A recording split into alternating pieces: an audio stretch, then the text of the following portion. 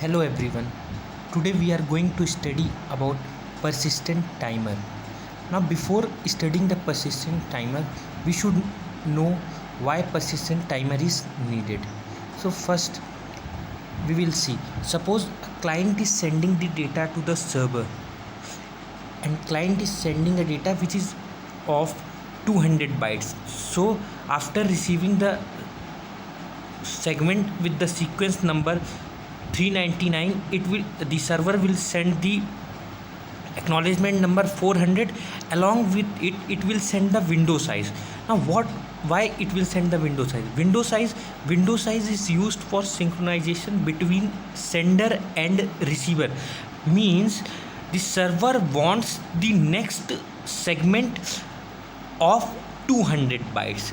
That's why the server has sent the window size is equal to 200 bytes to the client.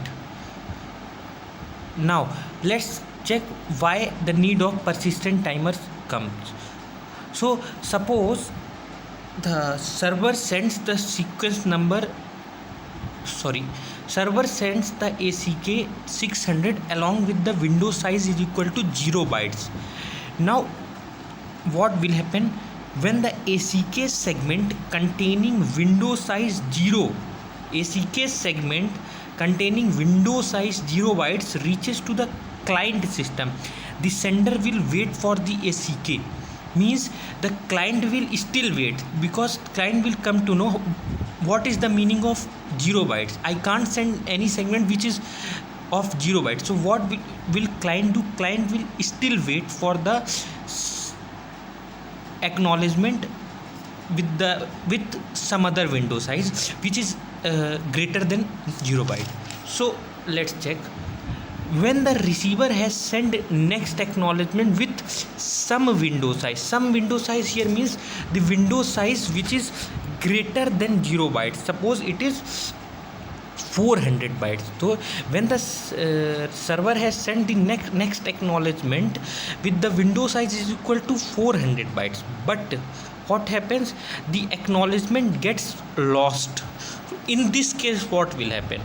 The client will think why it is not getting the acknowledgement again. It means the client will wait for acknowledgement. And what will server do?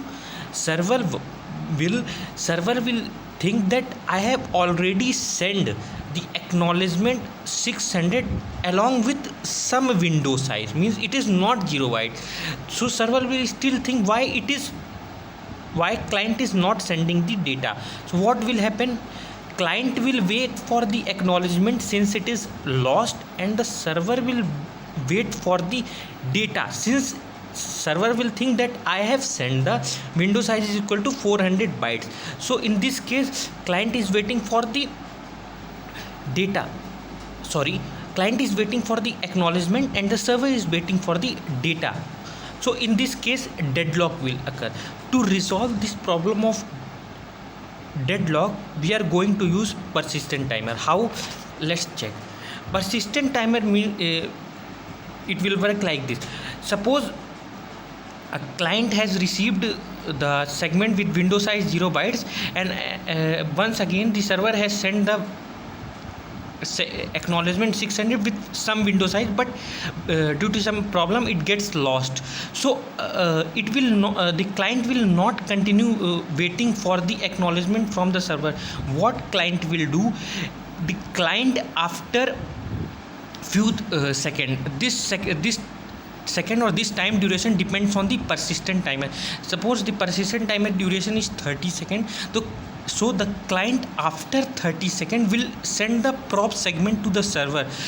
So server will get to know that the client was not able to get the acknowledgement which I sent to client. So what server will do? Server will again resend the same acknowledgement along with the window size. So client, in this way client will get the acknowledgement, then client will again restart sending the data. In this way we are avoiding the deadlock.